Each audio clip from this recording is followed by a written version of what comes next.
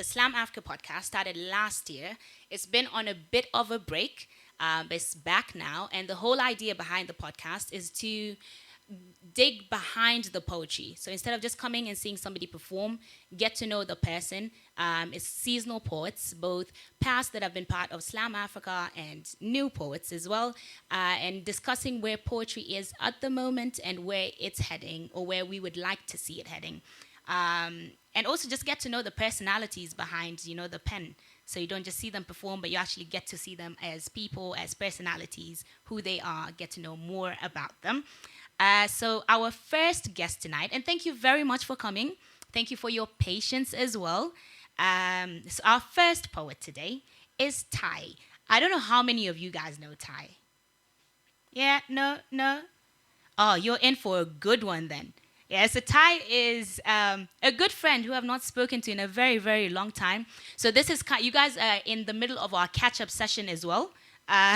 So Ty is a lawyer, MC, and host of the critically acclaimed TV series on NTV, Too Much Information with Ty. He's also a very prolific stand-up comedian who's performed not just in Kenya, but also in Tanzania, in South Africa, in Dar es Salaam, and Cape Town.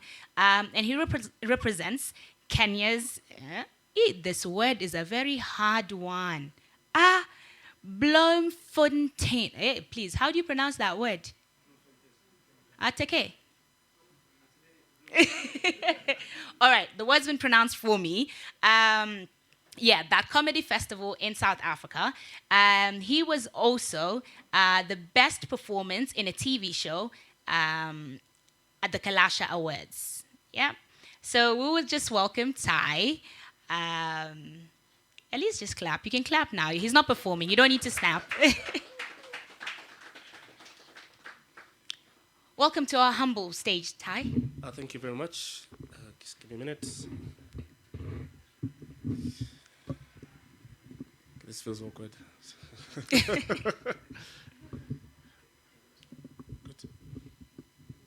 You tell me.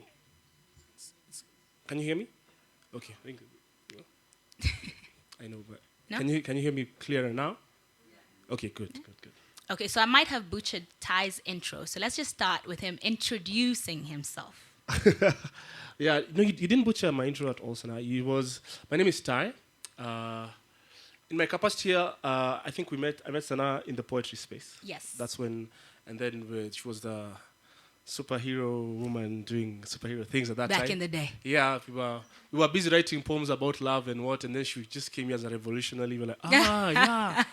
Yeah, also us, we want Ty, this is about you. People to be free. But, yes, my name is Ngachira. I'm a stand-up comedian.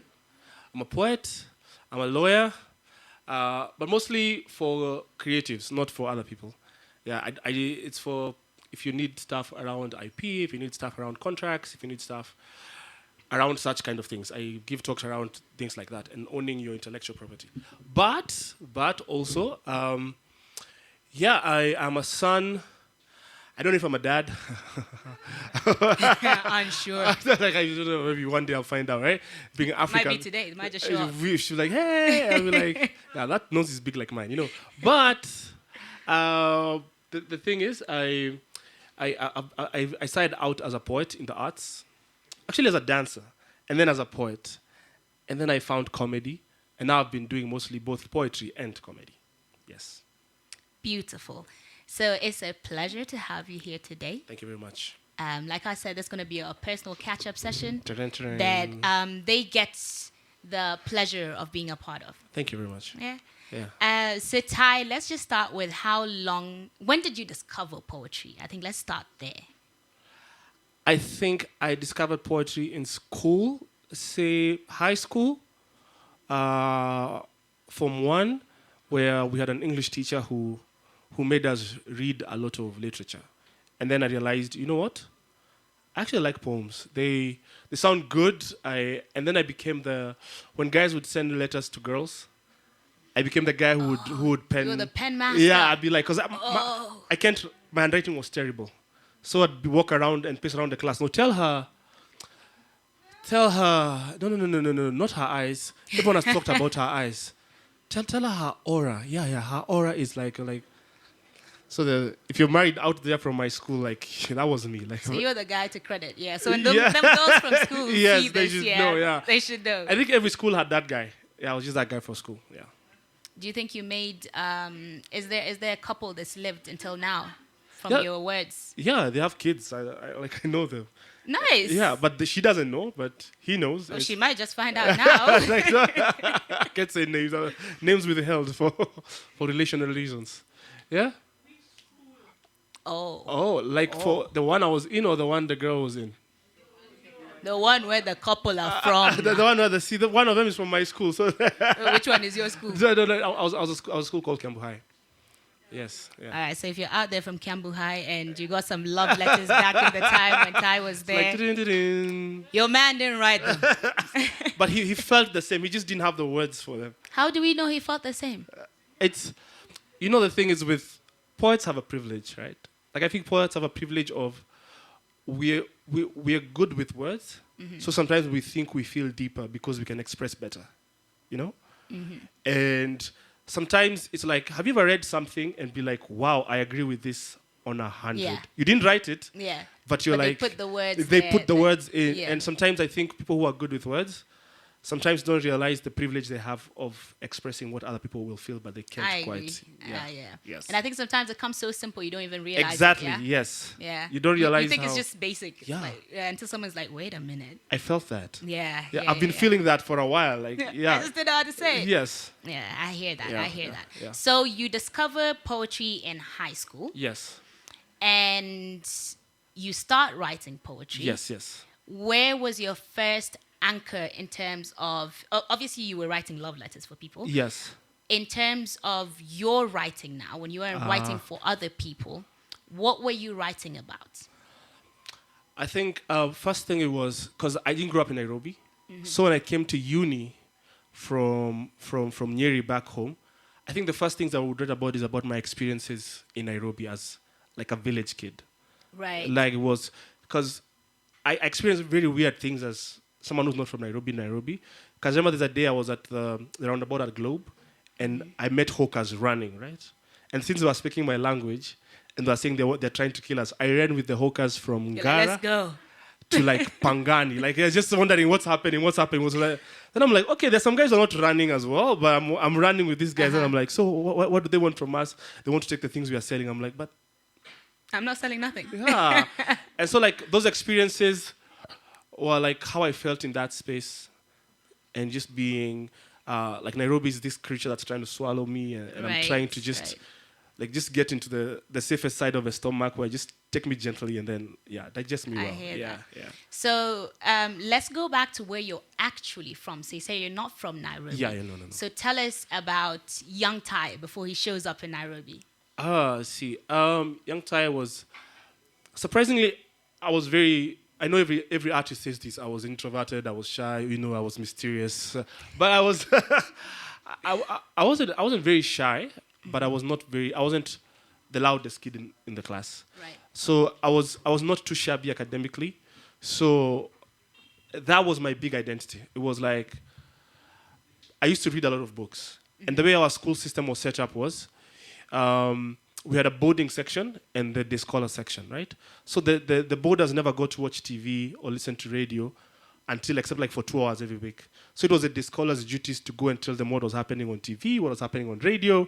So even if you watched a film, you had to go and tell the guys what the film was about. Yeah. And it had to be like in detail. So the film starts with 11:32 Beirut. Storyboard. Yeah, like we had to tell the story. And then also because it had a bit of a British influence, we started getting like donations from Westminster. So when the Harry Potter books came, because we were allowed like 2 Harry Potter's book a class. Right. So not everyone in the class would read. Mm-hmm. So you had to read your section and then explain to the guys during break time from chapter 1 to chapter 3 what has happened, so that everyone gets to read the book at the same time. Right. So you had to be like really astute with detail. Mm-hmm. Yes. I hear that. Yeah. Okay. When you moved to Nairobi, right? I remember because I didn't grow up in Nairobi as well. Yeah. And where did you grow up? I actually grew up in Nakuru. Uh-huh. Well, before Nakuru, I was Kapenguria, but it's about you today. Yeah. So when I first came to Nairobi, when I used to visit Nairobi before we moved here, it used to just seem very different to me. Like the air just smelled different. Everything about it was just so different. I'm like, yeah, this smells fresher than where I'm from, you know? So, in terms of... No, Nakuru people take that personally. I don't mean in terms of the smell, literally. But just there was something different about the air, you know? Yeah. So coming to Nairobi, apart from, for example, when you were running with the guys in town, not knowing why they're running, your senses-wise, Yes. what was that to your senses, moving to Nairobi? I think a big part of it was everything felt more alive than when I was back home, right? Back home, it felt warmer with the people, even though it's colder. Because back home, everyone knew everyone. Mm-hmm. But here, it was such a, like, you're such a stranger to everyone else. Yeah. But also, it was also very freeing. Because it was the first time I had to ask myself, okay, who am I really? Like, yeah. Do I like these things? Is this what I believe? So Nairobi was an accommodation for every kind of thought space you wanted. Did you move here by yourself? Yes. Okay. How old were you then? 18? Just 17, 18, yeah. Yeah. Because I turned 18 when I was in Nairobi, yeah. Right, Yeah. right. Nairobi is a young place to be young, yeah? Yeah. Like to be young in Nairobi Yeah. and just starting off is a bit of a crazy place. Exactly, and then I was shunted some place where, because the campus I went to was like off campus, it was in Parklands, so, and the main campus was on Thika Road. So we had to look for places to live around the space. So I lived in Ngara, so I got to see stuff. I was like, out from my sheltered life was just taken away. First by bed bags. and then by people, and I was like, oh snap, like this is how people live, yeah. Okay, so you start writing poetry. Yes. When do you discover you like to perform poetry?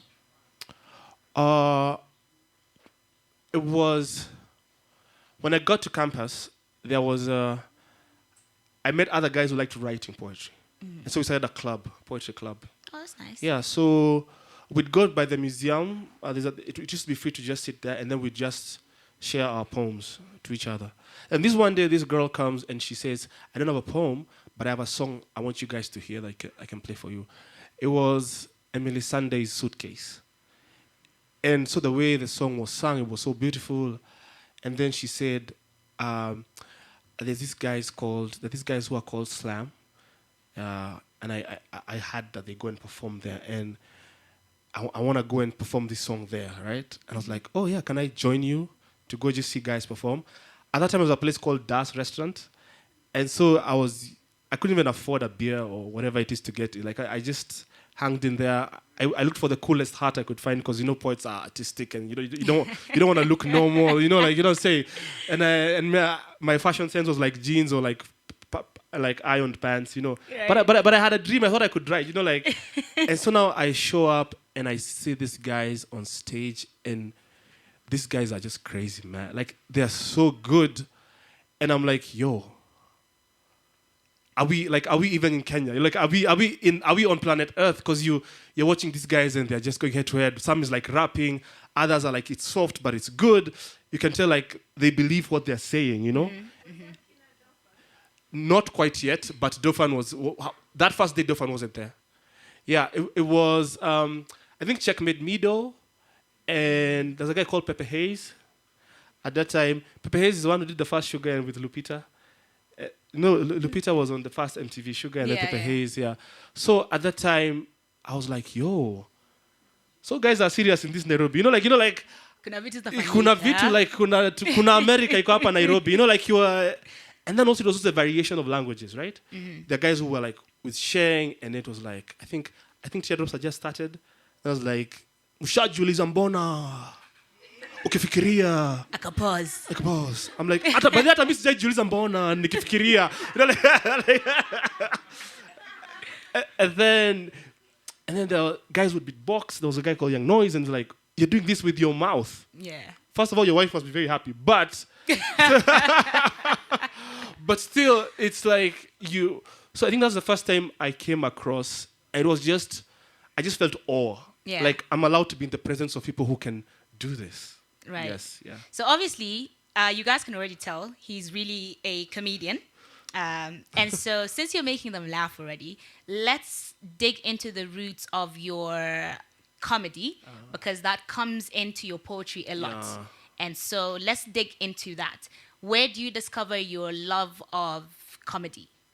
Okay, that's the long version or the short version. Give us a long version. Why Okay, not? okay. So what happened was, I didn't realize that I was like funny, but my poetry always had some humor. Now I'm going to fast forward a couple of years. I'm in the poetry scene. Things are going really well. Then there was a slam that happened, and I think I was second place, right? And I was like, not wasn't shabby. I was happy. So when the judges were like, "So why did you not? Why? So why?" So I was like, "Hey man, why?"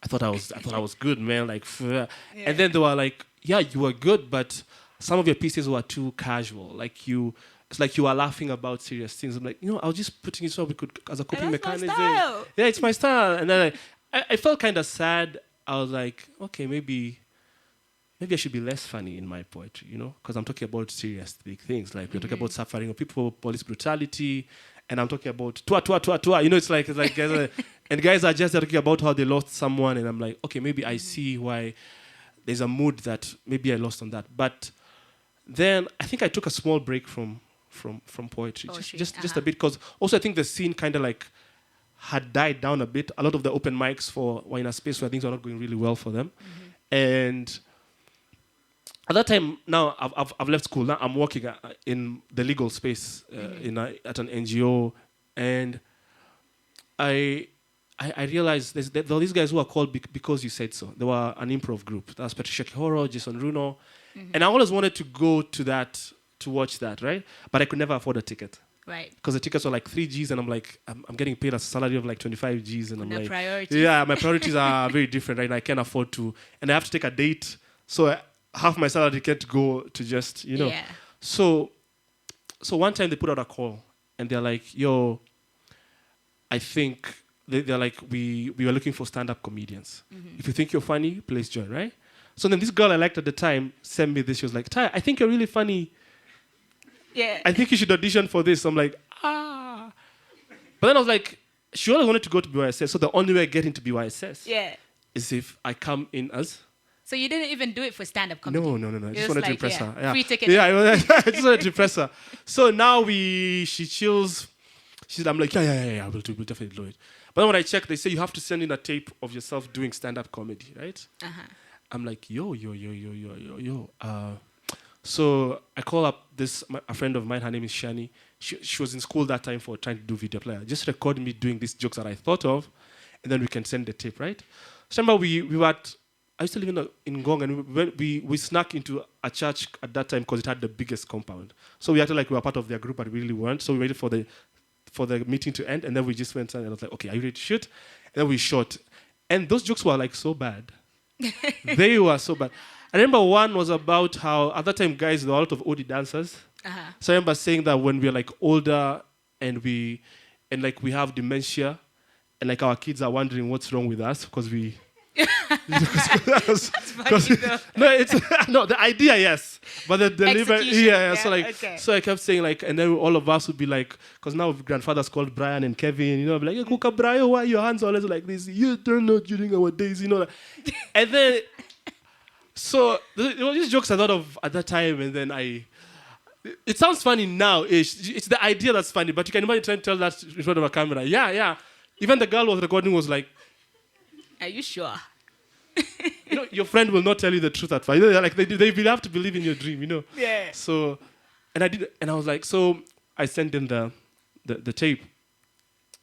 So, Gen Z, I say tape because back in our days we had, yeah. So okay, I sent in the video, and then luckily many stand-up comedians in our country did not see that call.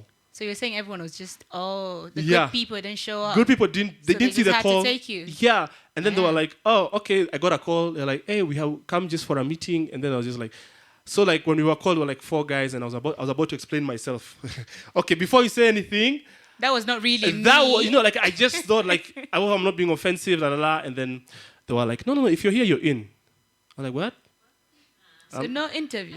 Yeah, so like they just called us to tell us to just give us rules for that day, arrive on time, be there. I I'm like, yeah, okay, yeah, actually, yeah, But do I have questions too? yeah. So as the comedians, are we being catered to for like, is there like a transport, like those are the things you start asking now. But anyway, the day comes. For some reason, that day they decided to have it like an outdoor space at Arboretum. Uh-huh. So I'm at like the end of, so we were the curtain raisers. And so I go, I do my jokes. They're terrible. Like out of like 80 people who are scattered everywhere, it's like 2 who laugh, and they don't even ha ha ha. They're like, it could be a good idea. Like I'm seeing some potential over there, right? But then me, I don't care. I took my date for that. Sadly, she showed up when I was performing, So she saw how bad I did, But anyway, she was nice. Did she like you enough to see past that? Yo. She said she did, but no, I think she did. Like she was not in a oh my god, such a my man kind of way, but I'm like, I mean, he's kind of funny, like he tried, like he was like she was kind enough. We sat together the whole show, and we watched the rest of the show, and I really enjoyed the watching. But now the thing is, I met with other comics who are also starting out. So at that time, there was an alternative comedy scene, English comedy scene starting in Nairobi. That guy I did not know about, right? So I met those guys who were like, hey, bruv, we meet every Monday to sharpen our material. Yeah. Could we? Could we meet up? So at that time, Ngong Road was being built, and I lived in Ngong, and I was walked around Yaya. So instead of going home with the traffic, I'd just come back to town at a place called The Blues, and we'd just bond with comedians and be like, oh, this is what we are doing, this is what we are doing. I think that's how my comedy journey started. Yeah, okay. Yeah. So now, in terms of your background, where you come from, your family, how does that play into both your poetry and your comedy? Okay, so I think it helped me be an outsider looking in, right? Like, people like to hear about themselves from an outsider. Like, say, if Trevor Noah came to Kenya, right? And he makes jokes about Kenya, we're like, we do that. We do that, yeah. So like people like to hear about themselves from another person's perspective, in a humorous way. So me being an outsider coming to Nairobi, I always making some strange like notes about Nairobi. I'm like, why does every Nairobi nickname have like 2 syllables? It's like J Mo, Bra Yo. I'm like, yeah, but your name is Ian. Why is your short name? Is that a Nairobi thing? Yeah, it's like if your name is Ian, right? Your shorter name, why is it Iano? Like, why are we adding an O to make your name shorter? But is that a Nairobi thing? I thought it was just a Kenyan thing. No, it's mostly no. Back home, we would not call you Brayo, Brian maybe, but not Really? Yeah, That's interesting. That's very interesting. Yeah, it was like there's a musicality to the way Nairobians would speak, and it's like So like even when they called each other names, it was a very like that 2-syllable thing kept happening. So poetry helped me see the word connection. Comedy helped me express it to people by making them laugh about it. Yeah. So I think so. It was always like, let's listen to what this guy from the village is saying about how we guys are. Yeah. And so I think my background of not coming from that, but also now the legal background for having to look a lot into, because I used to draft a lot of contracts. Yeah. So it meant there's a lot of details I'd have to look into every single time. So words were a big thing for my profession, for this and for that. So it was a bigger part of, it's just sometimes like the things you do just find themselves somewhere. Yeah, I hear that. Okay, let's talk about your process as a writer. Yeah. Do you have, because I think every writer is different, do you have a particular process from an idea to execution, or is it very jumbled up and different? What's your process like? At first, it was very inspiring. Like when I get an idea from the ether, and then I come and I write it down, and I used to enjoy it like that, right? But I read a book by a guy called Stephen Pressfield, right? It's called The War of Art, not The Art of War by Sun Tzu. It's a book about art, The War of Art, by a guy called Stephen Pressfield, right? And he calls artists to what he calls a deeper plane.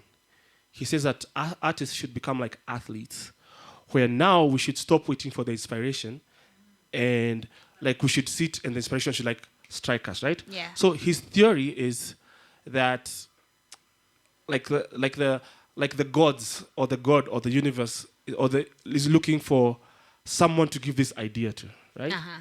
But it only honors the person who sits by themselves Makes themselves and available. makes available to. It's like, hey, it's me. I should be the seer for this idea, right? So like it's sometimes because some of you artists, sometimes you'll have an idea, right? And then you say, okay, I'll write about it sometime. And then you don't. And then the next time you hear someone who has such a similar thing to what you wanted to say, you're like, damn. Yeah. It's because when it was your turn, you didn't, you Yeah. didn't take it, right? Yeah. So the thing is, first there's the art that comes from a deep place, like something has happened to you, impacted, you've read the news, something big has happened, and you're like, okay, I don't like what's happening in the Middle East, I don't like what's happening in my country, and that takes you to a place where you have to, where like artists have the capacity to turn emotion into beautiful art, yeah? Yeah. But that's not very sustainable, because what happens is a lot of artists will now start seeking that dark place in other ways, right? So, so a lot of artists, we are very prone to like, we want to do some drugs, we want to do some, because we know there's a place we go to and magic happens. But if life does not take us there, we say we are going to get there by ourselves, right? So now Stephen Pressfield is like, instead of that method, just be like, say like every day, let's say I'm a poet, right? I say like every day You are a at 2 poet. p.m., I'll just open a blank sheet of it and my pen, and I'm going to stare at it for 15 minutes, right? And I'm just going to jot down whatever I think will come, right? So my process is when I get ideas, I have like my notebook like on my phone. Yeah. I write them down. But I have a place now for the perspiration part from the inspiration, right? Where it's like, okay, now these are the ideas. Let me sit with them. Can I make it better? Can I make it funnier? Can I make it tighter? Can I make it... So now the work part of being an artist comes in. Yeah. And now the sad part about being an artist is this: the better you get at what you do, the less people think you put effort into it. Yeah. You know? It's like I listen to you read all that with the P's and the Q's and the no cap when you meant capitalism. And I'm like, that is so well written, right? But that took quite some effort. In the sense that, of course, you had a big idea about, but now as you sit down, like, the muse honors you. Like, you know what? Yeah, so that's my process. Okay, Yeah. nice. Who are your influences, if any? Let me see. I know I'm an artist, but I'd say Kobe. Okay. When it comes to Kobe Bryant, the basketballer, when it comes to being, like, taking yourself out of that rant of creative blocks. Yeah. Like that part where, like, you treat yourself as an athlete of, like, yeah, okay, I'm here again. I'm going to write this nonsense until it finishes, right? Yeah. But with regard to like, people who just write, right, for the poetry, there's a time I was such a big fan of Amanda Seales, right? Do you know Amanda Seales? Yeah. When she was on Def Jam, she wrote a poem called Hot Shit. I wanted to write some hot shit, right? Now she's mostly like a commentator and everything, but I feel like I like seeing artists at their hungriest. Yeah. You know what I'm saying? Like before the fame came, before the money came, and True. you see when they just loved like Kanye West, right? It was just pure art. I just want people to hear what I have Art, to say, right? It's like Heart the band when you listen to Uliza Kiatu, right? Yeah. Like it was before Utapewa Nini. It was before the money, and the songs are still both good. But at Uliza Kiatu, you can hear oh my God, this man went through it, right? And when artists are at their most raw, and it's just the intention of when they've gotten good with their skill, I think that's when I really like listening to. Like when I hear someone I really like, I'm like, oh, can I listen to their original albums? Yeah. First, it gives me the grace of, I don't have to start out good. I just need to get better over time. 100%. Yeah, Yeah. yeah. 100%. Yeah. I think I have that where if I discover, because I listen to a lot of, not necessarily underground artists, but people that are not out there as much. And for whatever reason, once they hit, I am not there anymore. I discover it once in a while. I'm like, oh, I've not heard this song. But before that, I really follow their journey. But once they've made it, I'm like, okay, cool. You fly, bird. I'll move on, find the next artist. In terms of, actually, before that, you did mention that you did a slam performance and you came in second. Yeah. And the feedback you got was you're taking serious subjects and really putting comedy to it or putting humor to it, which takes away from that. Yeah. From that, did you stop putting humor into your work, or did you kind of separate, okay, with this piece, I'm going to, have it be funny and put the jokes in there, and with this piece, it will just be a very serious piece? Or did you just say, okay, shit, that didn't work out, but that's my style? A bit of both, in the sense that, like, if I'm an artist and I can take criticism, I don't think I'd be a very good artist, right? But I still have to find my voice in the In the noise. Yeah, in the noise. Yeah. And what I learned was, yes, I can do that. I can still write for me with the humor, but I also need to realize that not everyone is going to like it. And as an artist, once you make peace with, not everyone is going to like 100%. what you do. Yeah. It's so freeing. And sometimes, and now it's even worse as a comedian. Because when you do comedy, the feedback is immediate. Yeah. There isn't You don't have time to. it's like, how did I do? How did I They do? laugh Like, or they bro, don't. you saw how you did. Like, no one bothered laughing, right? So I think the thing that comedy taught me was take criticism well. Because comedy involves hecklers. Yeah. Comedy involves someone who's been offended by a joke. 100%. Comedy involves someone who just does not like you. Yeah. You know, and it's felt like it's because of what you represent to them. So comedy taught me that not everyone is going to like what I do. But poetry also brings me back to a place like the human being can take a lot more is more full than laughter. Because I used to use humor as a coping mechanism for like deep, like the bigger things like, oh, okay, oh, so that person died. I know they're laughing with the afterlife. You know, it's like, yeah, but we're at the funeral, bro. Like, chill, you know. You wouldn't like, it's not a funeral where the casket is going down and I'm saying chini kwa chini. Yeah. It's like, it's my way of coping, yeah, but it's not everyone is going to be in that space, right? Yeah. So it's realizing that my voice will not always be received very well. Yeah. But that don't make it a less like a voice. It's just that I need to be now sensitive to my audience and realizing that I live in a world where other people exist and Right. I will be misunderstood. And that's okay. Yeah. The offense is not... When I write, I don't write to offend. So the offense is mostly incidentally, not... I don't Not even intended. know you. It's not like, oh no, I'm going to offend Sanna today with this joke. Yeah. No, she just happened to be offended, and I'm like, that was not the intention, you know. Yeah. Yeah. Yeah. Okay. Personally, I've always been very envious of the fact that you can put humor to your writing. Oh, thank you very much, Sanna. No, honestly, and I think I'm a funny person generally. I think my sisters can attest to that. When in conversation, They better. they better be laughing. But I am completely unable to put that into my writing. Like every time I write, I'm like, bro, I'm funny, bro, but why is it not coming out in this writing? I can never merge humor into my writing. So I'm very envious of people like you that can do that. But you mentioned something very interesting. You said humor for you was a coping mechanism. Yeah. At what point did you discover that? And has it stopped being that? And now you're just a funny guy? Or is it still a coping mechanism? I think, first of all, I'm also envious of you and the capacity of, yes, I can incorporate humor into what I feel, but I think your knowledge on what's happening in the world, your capacity to dissect like complex like social political stuff and turn it into P's and Q's. Like not everyone has the capacity to quite do that. Thank you. So, but also, I think I discovered it because I think it was like that. It's the house I grew up in, where we didn't have very difficult conversations, so we just laughed things off. You know, it was I think I realized when I think something we were all told to go to a therapist one time, and so we were just talking and talking and talking and talking, and I discovered something that had happened to me, and like I didn't want to talk about it for too long. It was the one thing I could not joke about, you know.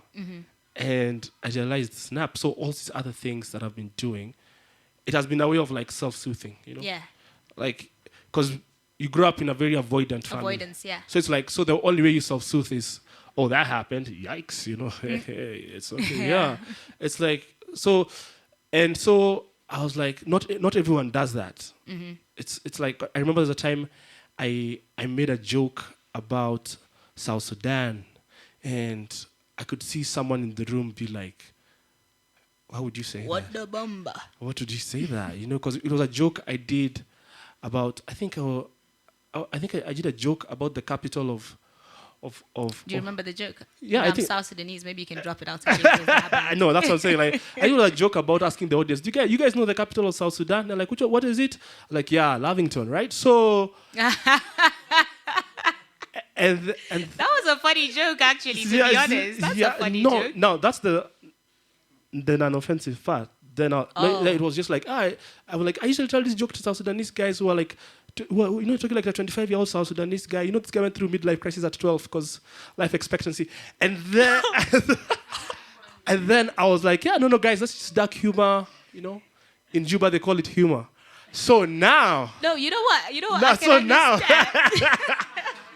So I can understand Yeah. why because South Sudanese are very serious people when it comes to. So even for me and like we're the exceptions. We love dark humor, so we would laugh at that and we'll probably be looked at like,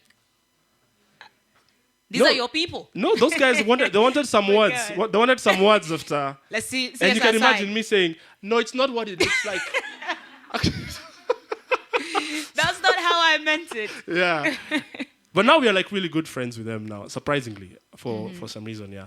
Yeah, I think his name is Maketh, but now we are like really good friends with him now. Like, he became a comedian after that.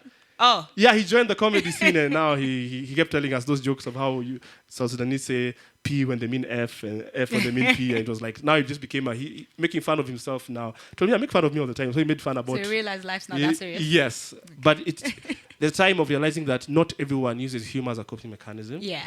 And you have to be careful around people who face like serious things, and and they feel like you're making light of the thing that they've gone through. Do you know what? Actually, something that I've always thought is a lot of comedians are not actually funny, because what they do is they take misfortunes or crisis and turn that into a joke. So you're not actually a funny person. You're just good at writing, scripting jokes, but you're not actually a funny person, because I think if you're actually a great comedian, then you can still do comedy without touching on certain things.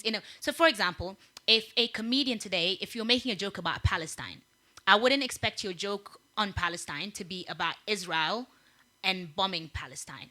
You could still make that joke, but find a way to make it, to humanize it, right? So a lot of comedians, not a lot, but some comedians are really just not funny people. You're just good at writing scripts. What do you think of that? Well, I think the rule in comedy is generally that comedy is about creating tension and releasing it well, right? Yes. So if you create tension, like if I decide to talk about Israel-Palestine, right? Now that's the whole room is tense. Tension, yeah. So if I don't release it well, now I'm just an edgy, weird guy who, Yeah. it's like, if like the harder the topic, the greater the tension. Yeah. Things like pedophilia, Diddy, right? Yeah. So I feel a lot of tension, right? Okay, I could give you a small example. Let me say, my mom called me today and she said that she's joined the LGBTI community, right? Tension, right? So it turns out it's a Bible study group called Let's Go Back to Israel. Right? So you build tension, and then how you skillfully release it is depend. Now, if I make, say, okay, Israel, Palestine, say something like, okay, oh, look at you guys, like, oh, I see, where are you from? Or like, and I'm like, oh, is this like I'm Palestine? It's nice to see you alive. Right? So that is not done in good taste. Yeah. You see, now that, it's Yes, at its core, it's a skill issue. Yeah. It's a skill issue where you create tension, and then you release it. I think that's actually the best explanation I've ever heard about comedy. How you've explained that. Yeah, is so amazing. the comedians you're talking about, they're just good at creating tension. But not releasing. Yeah, and the other ones who are too casual and boring is because they don't create any tension at all. You see, so that there's that dance of misdirection. Yeah. Where I'm like, do you know the police caught my Kinyozi guy today for selling weed? Yeah. I didn't know he was a Kinyozi. You see, so there's a skill of now, that's misdirection.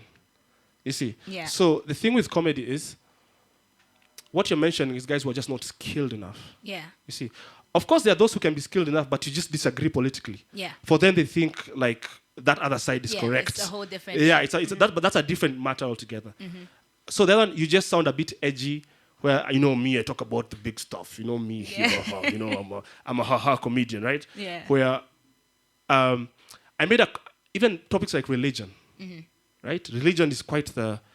If you throw a about religion, sometimes it's the audience that I'm in that will. If I was doing something for Mother's Day and they're like women who are above 40, right? My audience matters. I will not do funny Jesus jokes in front of them, right? Yeah. But when I'm with my age mates, okay, maybe we can, I can tell that I was telling this Christian girl, my rod and staff shall comfort you. Yeah. Right? So now that, it's funny here, right? So it's just about understanding where you are and being like conversant to, like just being edgy for the sake of being edgy is not being a good comedian. Yeah. Yeah. You can be realizing where I am and what I can, and learning my culture sensitivities and walking that thin line is what makes me a good comedian. Yeah. Got it. Yeah. Now, what about the opposite, right? So for example, if I was reading poetry in front of a white crowd, I will go for the most uncomfortable pieces. Yeah. If I'm reading poetry in front of women, I will do pieces that criticize feminism. Yes. So what about the opposite? Where do you find that balance between reading the room or is that part of reading the room, do you think? Yeah, I think with poetry, I think poetry is forgiven a bit because poets are supposed to, like we know I'm not going to a poem to listen about how you love the Lord, right? Yeah. Like with poets, you kind of know that it's made to make you feel a bit uncomfortable. Right? Yeah. It's like. So that's the difference between poetry and comedy. With comedy, I want you to laugh. Yeah. And then back then you're at home, you're like, oh. But poetry hits you with the truth in your face. Do what you will about it. Yeah, do what you will. Poetry is like, no, this is happening. Poetry is you're killing a woman. Yeah, hakuna story. Hakuna stories are, maybe did he? No, he said you're killing women. Simple. You see, that's a very different way of engaging, right? Yeah. And also poetry is a lot of tension.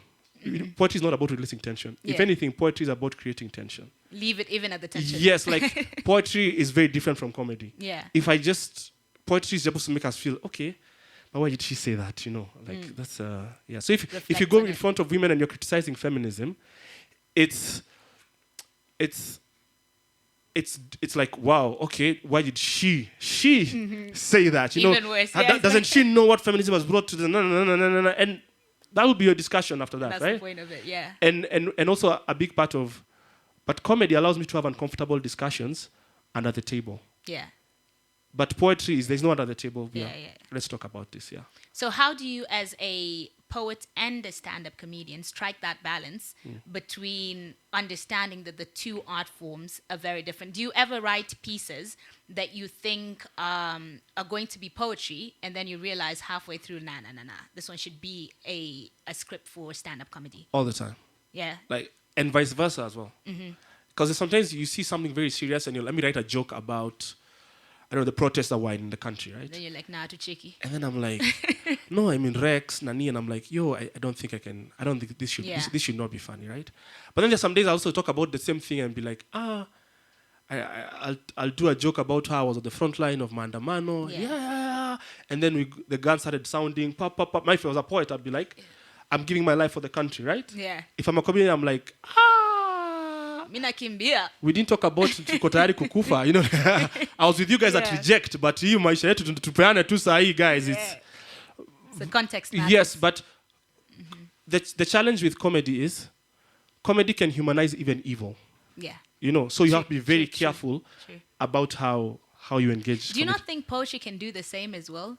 Because I think with poetry, how you tell a story is also as important as the content of the story, right?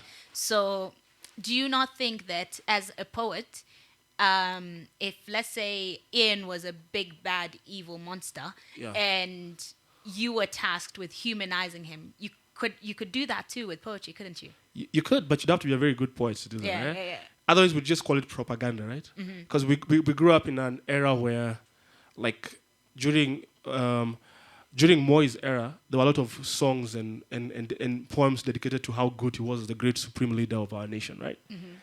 And guys would still be like, yeah, we know that's a propaganda, guys. But comedy is more, is a bit more dangerous because comedy, remember Ridiculous?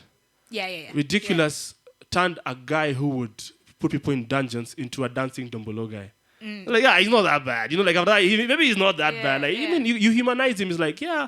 So there's a comedy that would call out his like, yeah, about corruption. But Ridiculous, for all the love we give them, it wasn't a critic of corruption. It was let's humanize these guys. So like, why didn't more arrest Ridiculous? It's because it was like, I can dance too. That's the homie. Hey, like, yeah.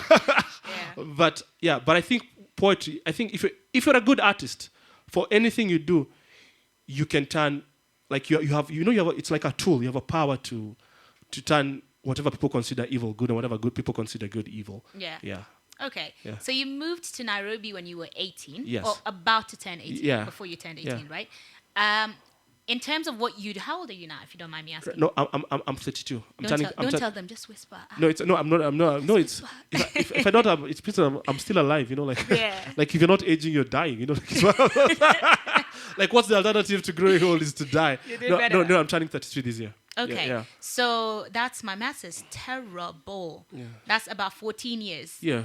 14 years in Nairobi. So you've spent almost not half, but half your lives in two different places. Yes. Right? Yeah.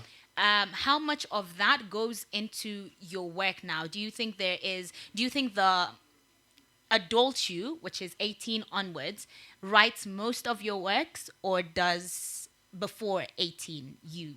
Okay. I think before 18 whispers to adult me, and adult me does the writing. In the sense that there are things I felt younger as a younger person, but now express as an older person. You know what I'm saying? Yeah.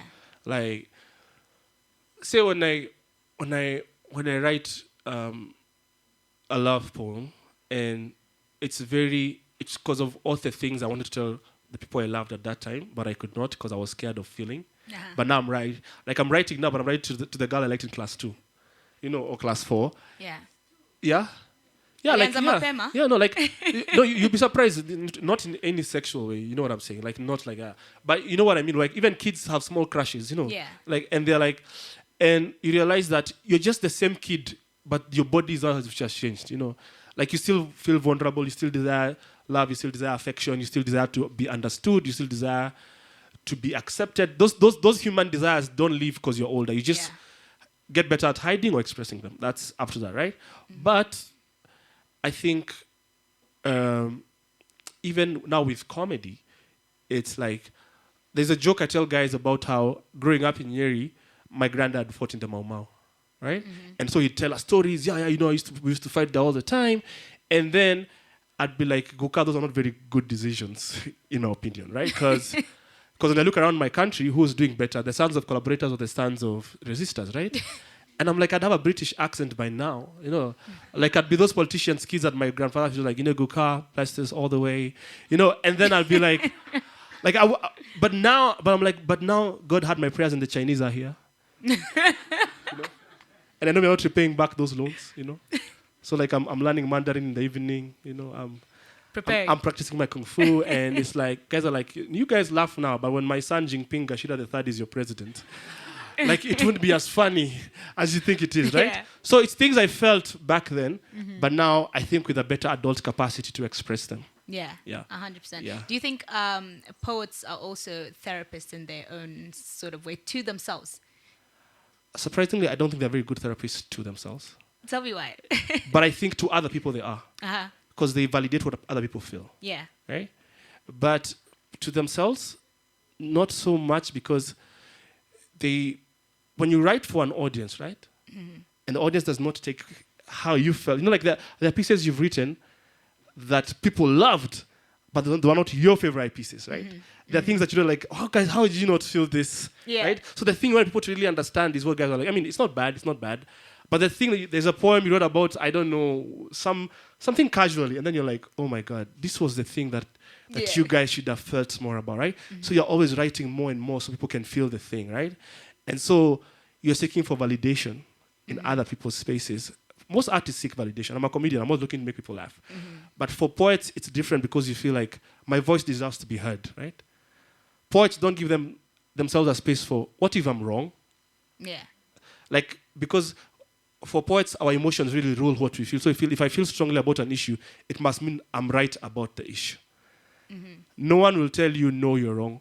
Comedians will be told we are wrong because people will not laugh at what we are saying, right? Yeah. You'll finish, yeah, I am Israel, chai. But do you think, to begin with, Yeah.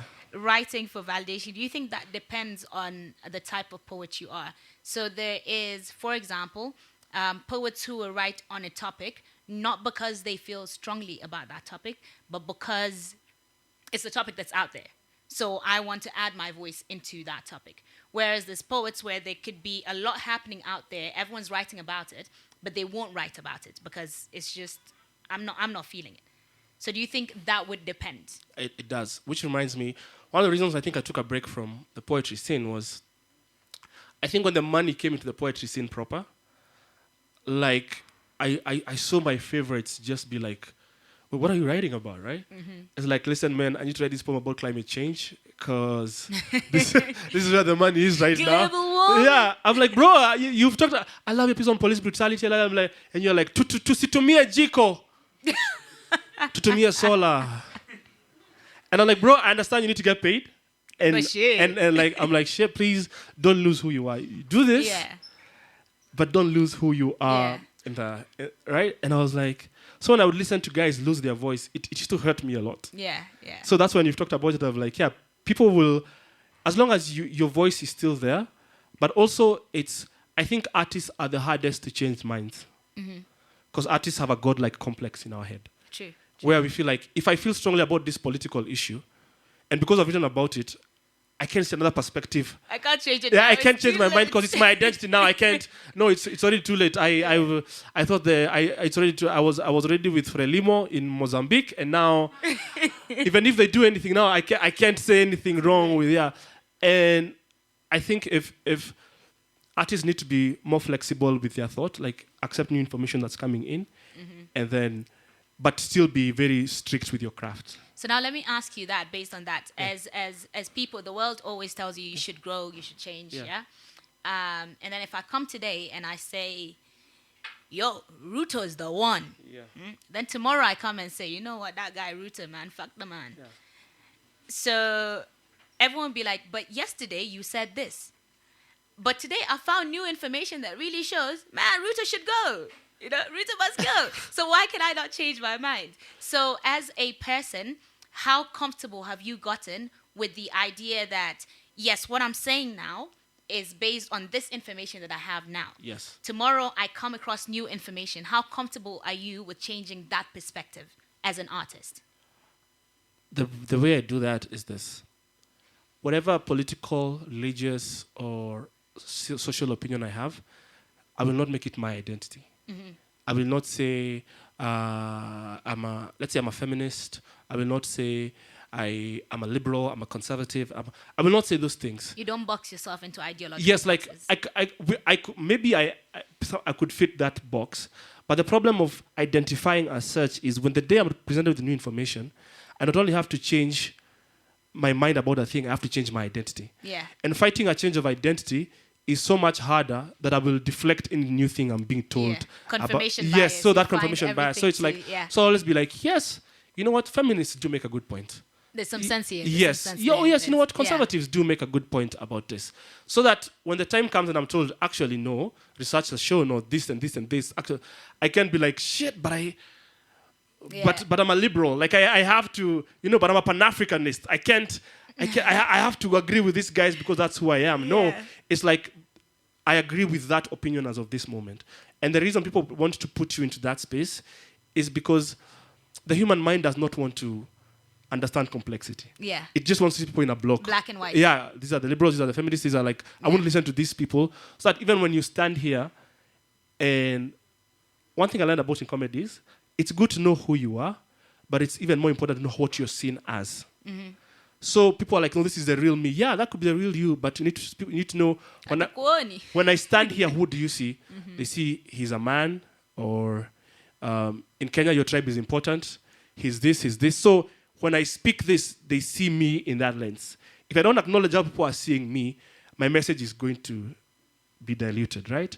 So even the way so that when you speak, people know you're Sanna. If they know you, they knew you grew up in Kenya and some other places. They know your dad is a legend in Sudan, right? But so people don't listen to your point because of who they think you are. So when you acknowledge who people think you are, when you stand in front of them, you need to first combat that bias of like, then they can get past that. Yes, let's get past that. Yes, I'm a guy. Yes, I'm this. I acknowledge that this is how it might seem. Yeah. Then I can move beyond that. Yeah. All right. Being Thai, being Kikuyu, Yes. Being Kenyan, Yes. being a man, Yes. being what's another very neutral identity I can place on you? Well, being a comedian, being a poet. But how does everything you are, apart from being an artist, play into who you are as an artist? So, being Thai, a man, a Kikuyu, a Kenyan, being born somewhere else, grew up after this somewhere else. How does all that come into your art? I think even subconsciously it will. Yeah. Like, I remember when I came to Nairobi for the first time, I met people who don't vote like the guys from where I am from. I'm like, wait, so the other guys are real. Like, you think that everyone in the country thinks like you. Yeah. Like, oh, you guys vote for the other guy. Oh, you guys are not the guys I see on TV. Like, oh, you guys are like real. You're my roommate and you, oh, okay. So I think your identities will always influence your biases in your art. Yeah. And you have to understand that that's going to happen. You're not a neutral person. There is no such thing in the world as a neutral person. If you have a brain, you have a bias. Yeah. So the way you see the world is shaped a lot by the way you grew up, your environment, the people you admire. And the thing is, as an artist, acknowledge that bias. Yeah. Once you acknowledge that this is how I see the world, right? Like, I see maybe through a religious lens. I decide, let's say, if I'm Muslim or if I'm Christian, like, this is how I see the world. Like, this world will only be saved until Jesus comes back. And if that's how I think, I need to realize, listen, guys, the only way we take this world is unless we Islamicize the whole world, right?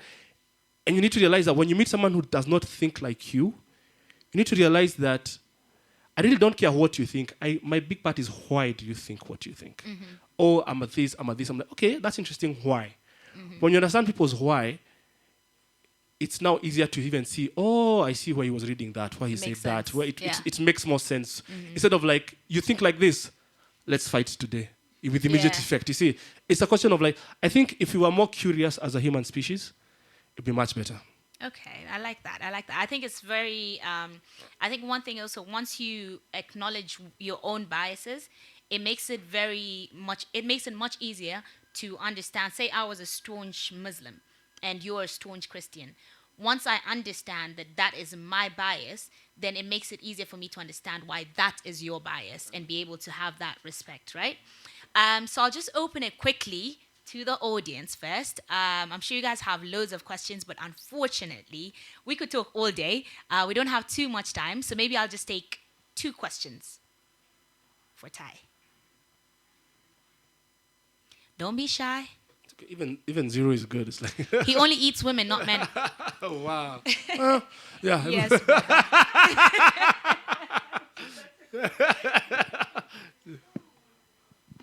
Hi, thank you so much for sharing. My question, twofold. One of those people that cheats. First question being, I've always thought that comedy was harder than poetry. And is that the case for you? And then the second bit being, you talked about like your regiment in terms of writing, and getting feedback that some things were just funny. So how do you decide which criticism or like feedback to take in and what criticism to ignore? How do you make that decision? Okay, comedy and poetry, which one is harder? Wow, I think both of them at the bottom of the pyramid, they're easy. At the top of the pyramid, they're also like very, very hard arts. It's just that the process is different, and both of them are very niche arts. If you're here, right? If you're in this room chances are you're a very niche person, generally speaking, right? Like there's a way you see the world. That's why you could be somewhere right now. I mean, you could be somewhere getting tipsy right now, but you're here listening to artists talk like they know everything about the world, right? But it's not what's hard, right? It's what is worth doing. You know, anything that's worth doing is hard. Poetry could be easy, but to be a dolphin is not easy. Like to get to that place of poetry is not easy, right? To be a comedian, I mean, everyone has a friend group who thinks they laugh. Everyone had a class clown, right? There's that level, but there's a bit of like, hi guys, my name is Ngachira and I want to make you laugh. They're like, yeah, let's see if you can do that. Yeah. Now that's a different. It's a skill level, right? And for some people, naturally may have affinities for either, but both can be learned over time. Mm-hmm. Yeah, it's just that comedy is less forgiving and poetry is more affirming. Yeah. And I think his second question was, how do you, the criticism? Yeah. So the criticism I take and not take is, it's very contextual, right? If I'm at a slam poetry thing, and I think I'd like to hear what the judge thought. That's a space where, like, I'd like to listen to, because this person has no bias against me. It's not like they were somewhere looking, and then number 17 is going to show up, and I'm going to tell him he will never do comedy again in your life, you know? Yeah. But also it's, take it from people who you would like to become like. You know what I'm saying? Mm-hmm. Like, people you have at least a modicum of respect for, but also people, sometimes I don't think you should take it from your friends too much. I know this sounds bad, and that's because your friends will not always understand you in the beginning, you know. They like this version of you that exists now, the comfortable version of you. So when you're rising to a higher plane, whether it's in art, comedy, you might, and they want to keep you safe, they want to keep you grounded, right? They still mean well for you, but there's a space when you get into, you want to talk to people who are a higher or far longer on that journey than you. So take criticism from people who you want to become like, or whose work you admire. Yeah. Makes sense. Second question. Hi. Before the question, first of all, I would like to say thank you. I really admire your journey. Thank you very much. And the fact that you're so real. For once, I've seen an artist who says they began small and their first day was so bad. There's no sob story. There's no perfect story there. It's just a normal person. And also the fact that you said you have to put in the work. Yeah. Not like how other artists make you feel like they got some special inspiration from God. An angel drops a letter for them, and then they just know what to write, you know? Yeah. So you have to put in the work. Thank you so much for that.